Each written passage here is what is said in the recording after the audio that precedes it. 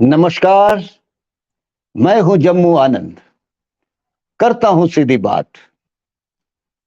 आखिर नए संसद भवन के उद्घाटन को लेकर राजनीति तो गर्मा गई और अब एक स्कोर बोर्ड की तरह बातें सामने आ रही है। और उस स्कोर बोर्ड ये कि कितने दल नए संसद भवन के उद्घाटन में शामिल होने वाले हैं और कितने दल उद्घाटन का बहिष्कार करने वाले हैं। अगर आज की बात करें और स्कोर बोर्ड की अगर बात करें तो स्कोर बोर्ड एक कह रहा है कि बहिष्कार करने वाले दलों की संख्या ज्यादा है वंशपथ के कार्यक्रम में शामिल होने वाले दलों की संख्या। खैर ये तो चलता रहेगा। विपक्ष ने मुद्दा उठाया है, बनाया है और गोलबंद हो रहे हैं। लेकिन कुछ बुनियादी बातें उठाना बहुत जरूरी है और वो बुनियादी बातें ये है कि जब 2014 में पहली बार नरेंद्र मोदी भारतीय जनता पार्टी बहुमत से जीती थी तो उस वक्त भारतीय जनता पार्टी और आरएसएस ने एक बयान दिया था और वो बयान ये था कि 800 वर्षों के बाद फिर से हिंदुओं का शासन लौट आया है।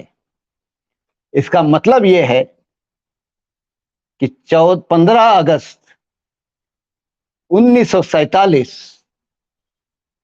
में जो देश अंग्रेजों को भगाकर आजाद हुआ था उसको आरएसएस आजादी का दिन नहीं मानता है। और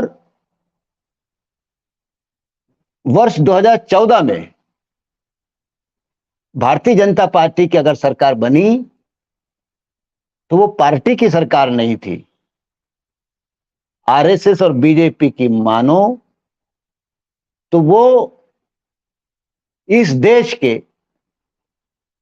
85% हिंदुओं की सरकार थी। यह समझना बहुत जरूरी है। आरएसएस बीजेपी कहना चाहता है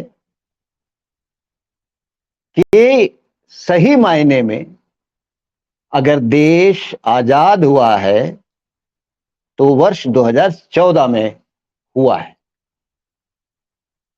क्योंकि ये जो नई संसद की बिल्डिंग का उद्घाटन, उसके बाद उस उद्घाटन से महामहिम राष्ट्रपति को दूर रखना और फिर 28 मई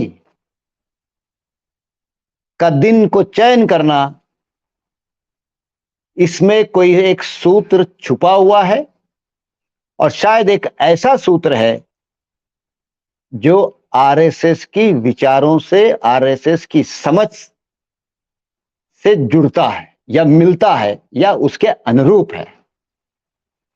इसलिए मैं बातों को आगे बढ़ाने के पहले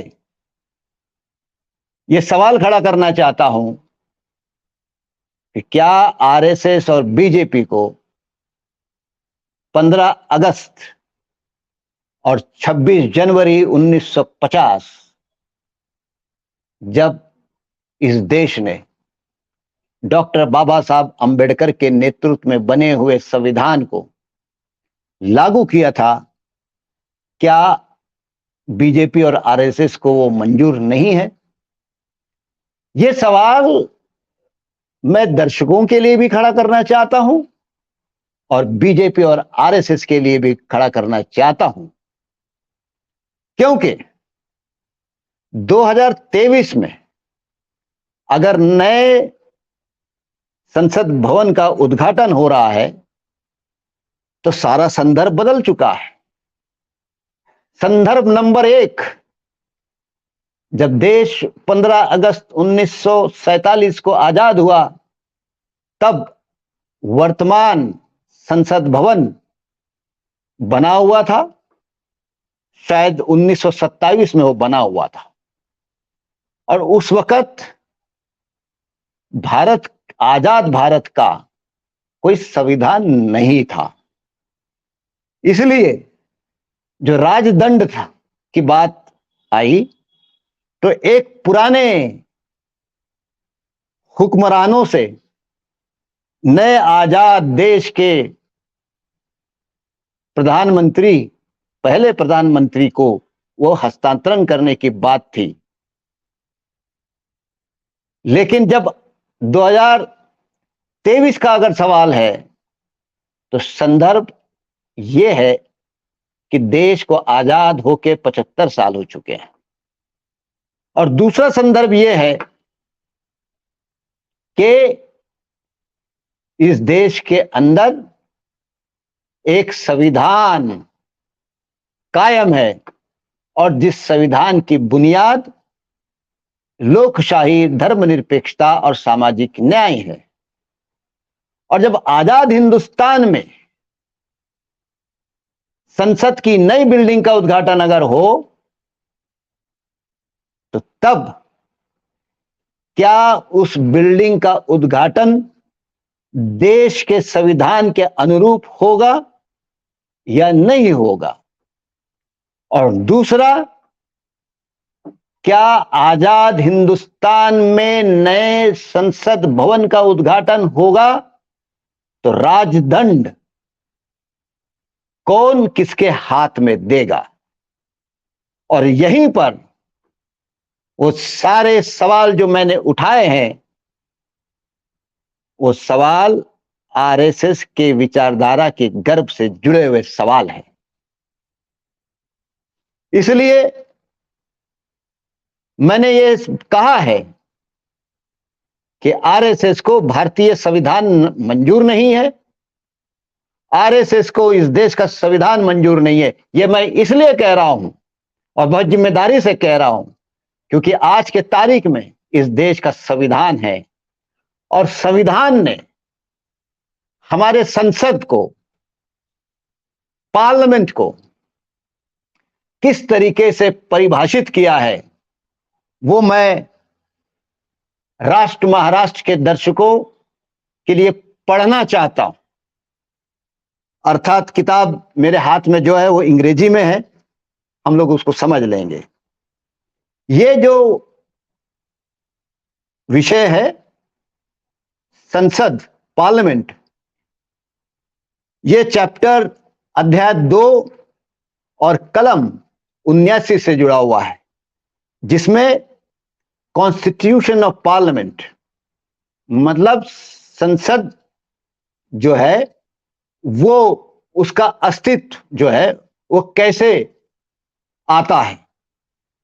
हमारे देश का संविधान कह रहा है कि there shall be a parliament for the union which shall consist of the president and 2 houses to be known respectively as the Council of States and the House of the People।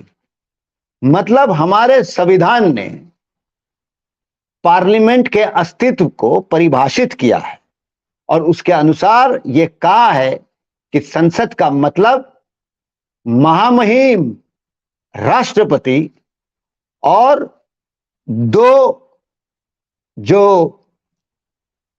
संसद के हिस्से हैं, एक council of states मतलब विभिन्न प्रांतों का परिषद जिसको हम राज्यसभा के नाम से जानते हैं, और दूसरा हाउस ऑफ पीपल मतलब लोगों का सभा जिसको हम लोकसभा के नाम से जानते हैं।